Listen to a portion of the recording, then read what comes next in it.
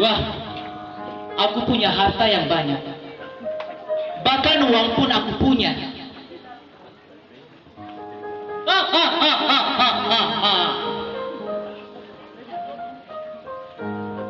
Apalagi yang harus aku khawatirkan? Kayaknya tidak ada lagi. Semua yang kuinginkan sudah aku miliki.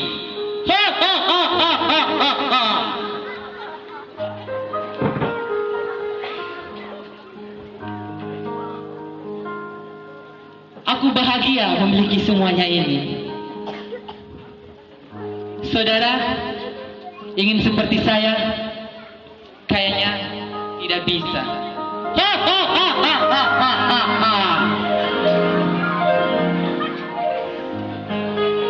Sekarang aku akan pulang ke rumah.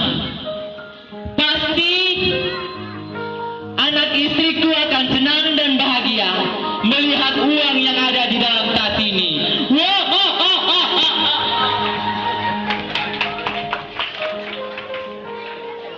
Tiba-tiba segerombolan perampok menghadang jalan dan memukul, menendang serta mengambil uangnya.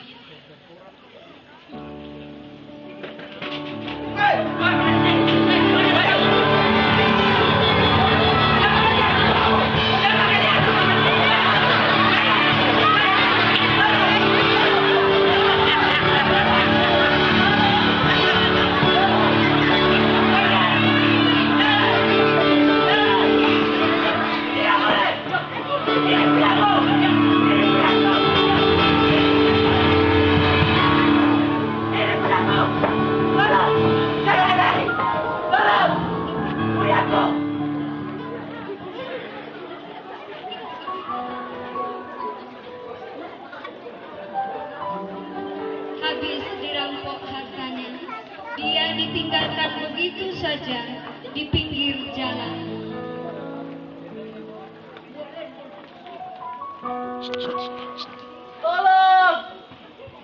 Beberapa jam kemudian, terlihat dua orang yang berpakaian rapi. Sepertinya mereka adalah pelayan-pelayan yang biasa melayani di gereja yang baru selesai pelayanan.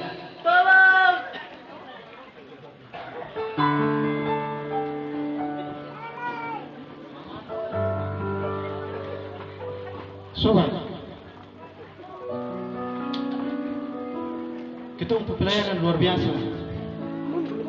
Banyak jiwa-jiwa yang datang ke gereja. Benar kawan, pelayanan kita hari ini sungguh luar biasa. Bahkan kita berhasil membuat jemaat Tuhan bersukacita hari ini. Sobat,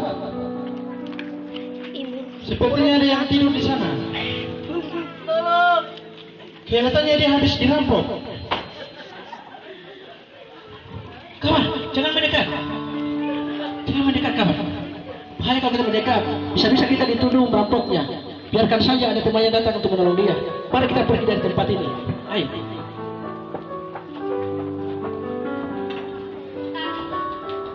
Apakah kasih yang sering diajarkan itu harus terpenggal-penggal atau terkotak-kotak bagi orang yang segolongan dan yang membutuhkan pertolongan?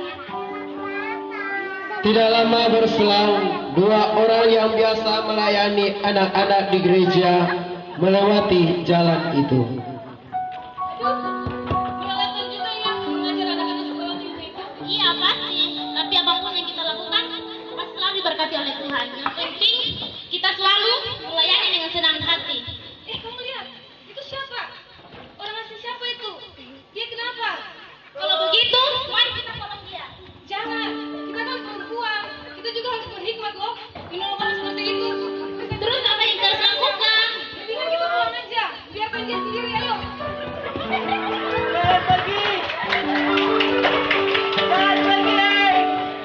Kasih itu seharusnya diwujudkan dalam situasi dan kondisi yang menuntut kita keluar dari zona kenyamanan kita, keluar dari rasa aman itu. Tapi entah, terlalu terlalu sering kita berpikir untuk menutupi segala perbuatan kita dengan berbagai macam alasan. Tidak berapa lama kemudian, ada seorang Samaria lewat di jalan itu. Orang Samaria adalah orang yang seringkali dikesampingkan oleh kelompok masyarakat. Orang Samaria, orang yang tidak diperhitungkan di kalangan masyarakat, terutama di kelompok pengusaha yang dirampok itu. Maukah dia menolongnya? Kasihan sekali orang ini. Nampaknya dia orang Israel, baru dipukuli dan dirampok. Tetapi walaupun dia bukan dari kalangan saya, sering meremehkan dan menyusahkan kami, tapi aku harus menolongnya. Sebab kalau aku tidak menolongnya, pastilah dia akan mati. Seorang Samaria, orang yang dibenci oleh orang Israel, bahkan mereka tidak dianggap di kalangan orang Israel, datang dengan belas kasihan. Meski dia sering dianggap sampah oleh kelompok orang kaya yang dirampok itu, dia tetap sudi menolong. Dengan kasih, ia membalut luka orang itu dan merawatnya.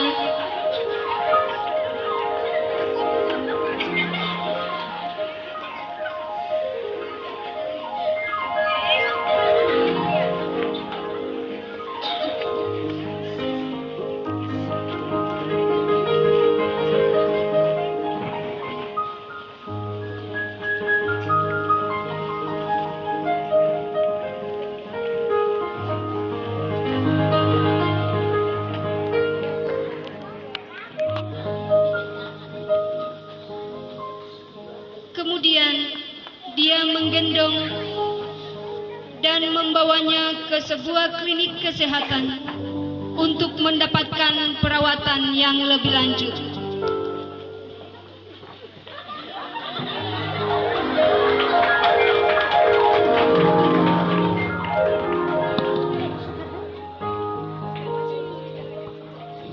Keesokan harinya, dia bangun dan pergi mendatangi dan memberikan 2 dinar kepada pemilik klinik itu dan berkata, Shalom, Bu. Rawatlah orang ini, dan jika kau belanjakan lebih dari ini, aku akan kembali besok hari. Terima kasih. Manusia hanya pantas untuk dikasihi dan mengasihi. Apa sebenarnya arti dari kasih yang sejati itu? Bukankah kasih itu berarti memberi diri? Bukankah kasih itu berarti melampaui segala diskriminasi? Jika kasih itu dinyatakan dalam perbuatan nyata, bukankah itu berarti pengorbanan diri? Natal adalah jelmaan firman yang memberi diri dan respon manusia yang pada awalnya haruslah memberi diri dan hidupnya. Sebagai tunas, dia harus tumbuh di hadapan Tuhan. Dia tidak masuk hitungan. Tetapi sesungguhnya penyakit kitalah yang ditanggungnya, kesengsaraan kitalah yang dipikulnya. Padahal kita mengira dia kena tula dan dihukum dan ditindas Allah. Tetapi dia tertikam oleh karena perbuatan kita. Dia dilumpuhkan karena kejahatan kita. Ganjaran yang mendatangkan keselamatan bagi kita ditimpahkan kepadanya, dan oleh bilur-bilurnya kita menjadi sembuh. Jadilah seperti Yesus, tetap berdiri kuat, walaupun kepadanya ditimpakan segala kejahatan kita dan pelanggaran kita.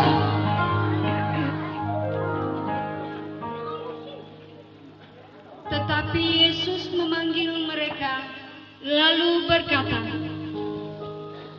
Marilah kepadaku, semua yang letih lesu dan yang beban berat, aku akan memberikan kelegaan kepadamu. Akulah jalan jalan, kebenaran dan hidup.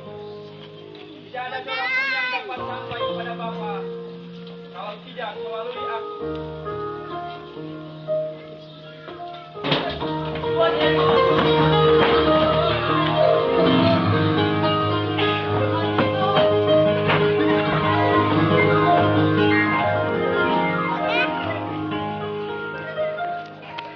Dengan demikian, nyatalah bagi kamu, barang siapa ingin menjadi yang terbesar di antara kamu, hendaklah ia menjadi pelayanmu. Dan barang siapa ingin menjadi yang terkemuka di antara kamu, hendaklah ia menjadi hamba untuk semuanya.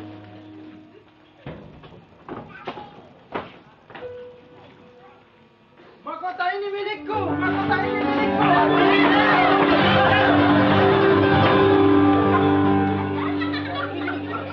Karena anak manusia juga bukan datang untuk dilayani, melainkan untuk melayani dan untuk memberikan nyawanya sebagai penebusan bagi banyak orang. Hendaklah di dalam dirimu bersama menaruh pikiran dan perasaan yang terdapat juga dalam Kristus Yesus, yang walaupun dalam rupa Allah tidak menganggap kesetaraan dengan Allah itu sebagai milik yang harus dipertahankan, Melainkan ia telah mengosongkan dirinya dan mengambil rupa seorang hamba dan menjadi sama seperti manusia. Dalam keadaannya sebagai manusia, ia telah merendahkan dirinya dan taat sampai mati, bahkan sampai mati di kayu salib.